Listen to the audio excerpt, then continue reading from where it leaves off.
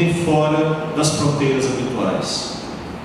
Então, diante disso, uma das minhas questões a ser desenvolvida seria saber como opera essa nova biopolítica em relação à população, a essa nova população, os migrantes pobres.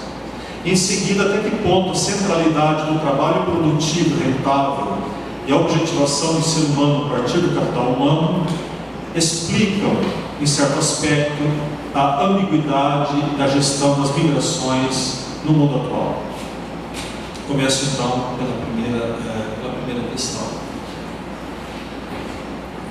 a saber, sobre a modalidade de gestão da vida da população constituída pelos migrantes pobres no mundo atual. E para isso, evidentemente, me valho das principais contribuições de Foucault na segunda metade dos anos 70. E aqui me refiro agora a um desenvolvimento mais conceitual para analisar esse fenômeno, portanto, fazer o seu diagnóstico. Fenômeno não, acontecimento, Foucaultianamente falando.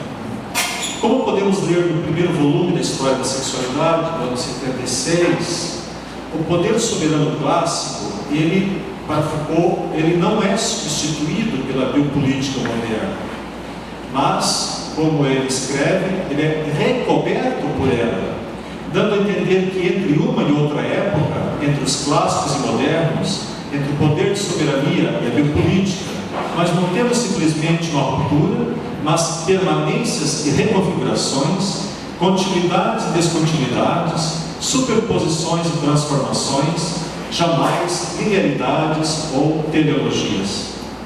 A cada camada histórica, estamos diante de um revestimento de camadas anteriores, e é esse revestimento que constitui a novidade.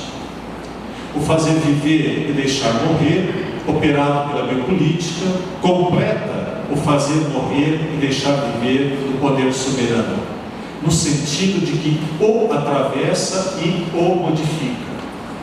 Então, para mim, isso é muito claro, Michel Foucault.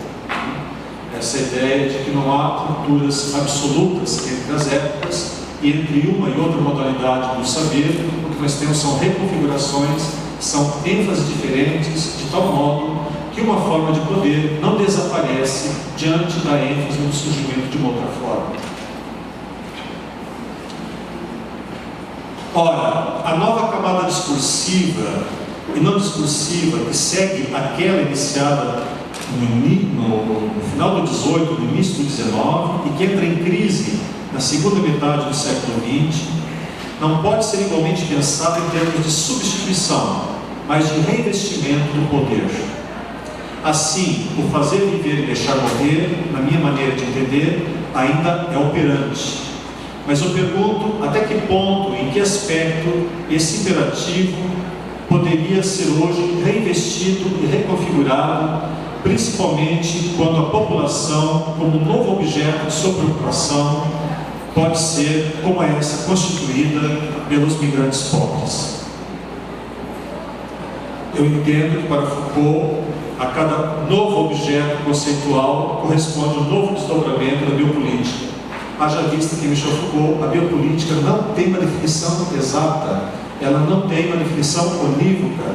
Eu diria até mesmo, Foucault não se preocupa em definir o que é biopolítica. Isso nos permite então pensar em desdobramentos da biopolítica quando estamos diante do surgimento de novos objetos. Em uma passagem antológica do livro de 66, recuperado no início do Homo Sapiens Agamben, Foucault inverte Aristóteles quando escreve que o homem moderno é um animal em cuja política sua vida de ser vivo está em questão. Todo mundo conhece essa citação. Dá a entender assim que o limiar de modernidade biológica é aquele em que a vida da espécie está em jogo nos cálculos do poder político. Uma das consequências desse limiar biológico encontramos na seguinte passagem. Para mim, essa é uma passagem importantíssima do curso do livro de 76. Cito Foucault.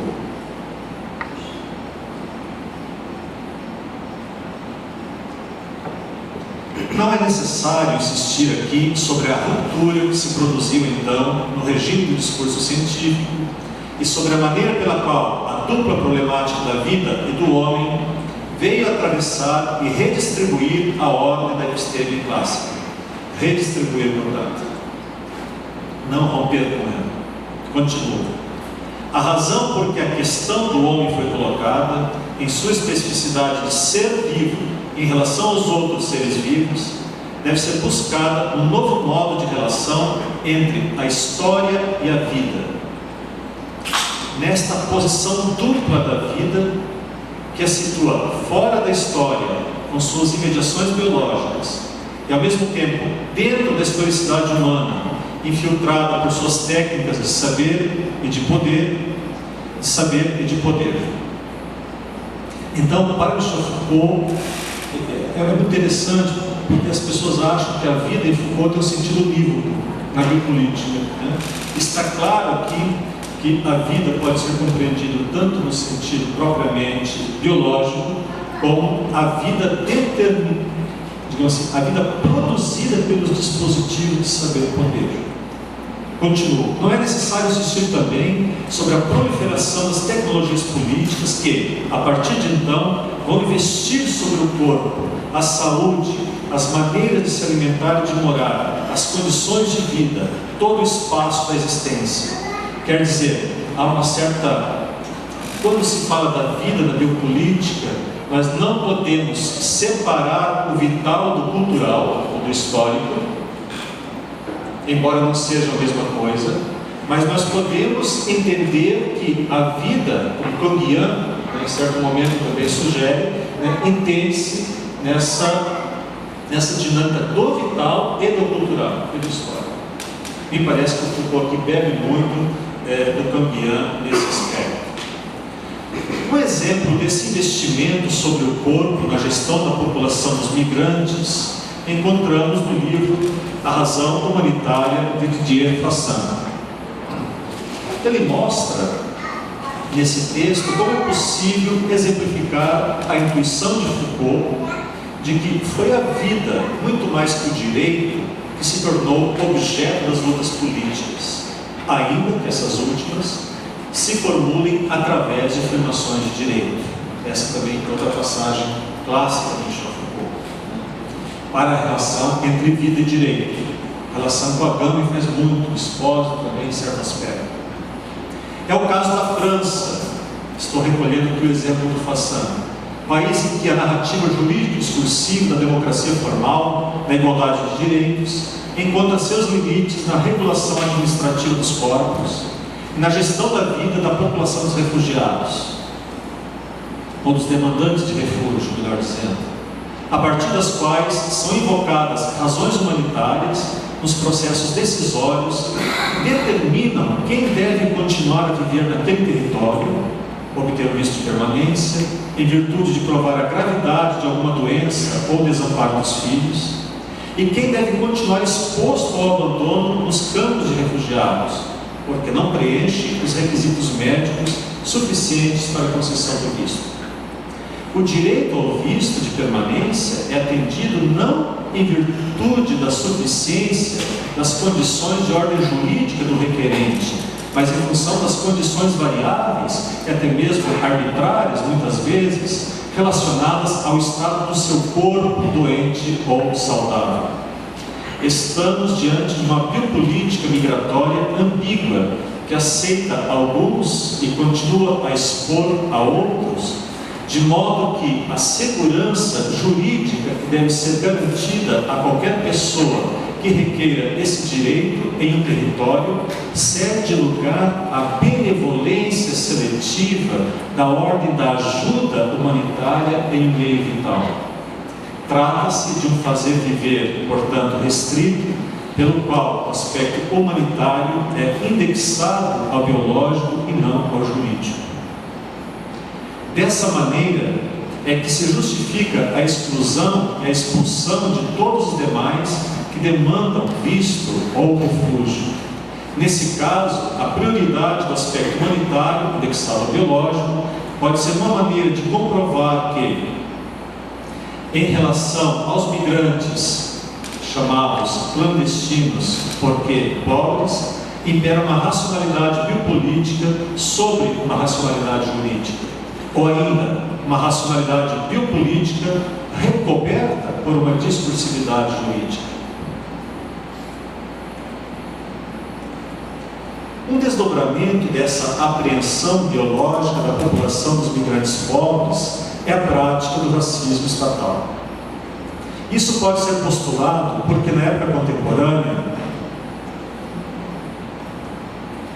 a acolhida ou a expulsão do estrangeiro como residente deixou de ser uma incumbência de particulares e passou a ser uma atribuição quase que exclusiva do Estado. Tanto é que, como vocês sabem, que na França hoje nós temos os chamados delitos de solidariedade, ou delitos de hospitalidade. Quer dizer, uma pessoa não pode acolher um imigrante clandestino, ilegal, porque ao fazer ele está cometendo um delito e tem as penas cabíveis para esse tipo de delito de hospitalidade. Como sustenta Foucault no curso de 76, é preciso defender a sociedade, no século XIX houve um deslocamento da perspectiva étnica, histórica e política da guerra entre as raças pelo nascimento do racismo de Estado. Então isso não é novo. Este não diz respeito à guerra entre duas raças, exteriores de uma a outra, a partir de uma espécie de fratura binária da sociedade. Ele também não concerne ao artifício de defesa do Estado contra a sociedade. Trata-se antes da defesa da sociedade contra os perigos biológicos de uma suposta sub-raça ou contra-raça. O racismo estatal se vale dos discursos biológico-racistas em torno da degenerescência, sobretudo no século XIX. Renan estuda muito isso. Assim como na utilização do discurso da luta entre as raças por parte das instituições que fazem uso do princípio da eliminação e da segregação como estratégia abrangente de normalização da sociedade. E ele foi aplicado, como nós sabemos, de maneira extrema no Estado nazista, porém adquire diferentes matizes e feições abrangentes em boa parte dos chamados Estados modernos, democráticos, Estados, como diz Foucault na última aula do curso, que podem ser capitalistas ou até mesmo socialistas. Quer dizer, então, que o racismo estatal se assumiu de uma forma paroxística no nazismo, no fascismo e até no totalitarismo. Ele continua a existir sob outras formas, sob outras feições, outros matizes, nos assim chamados Estados socialistas ou liberais. Socialistas e liberais. Se esses Estados, em geral, estão formalmente fundamentados em uma democracia de direitos de inspiração liberal ou socialista, do ponto de vista da sua mecânica de poder, eles operam a partir do escopo da maximização da vida e do controle dos fluxos populacionais. Entretanto, a maximização da vida posta em prática pelo biopoder tem como resíduo correlato a morte de membros indesejáveis, agenciada pelas instâncias burocráticas e administrativas do Estado. Se até meados do século XVIII a morte do outro se deve a uma razão de ordem histórico-política, a guerra entre as raças, e tem como alvo inimigo, no seu sentido étnico, como aquele que ameaça a sobrevivência da etnia, a partir de então o inimigo é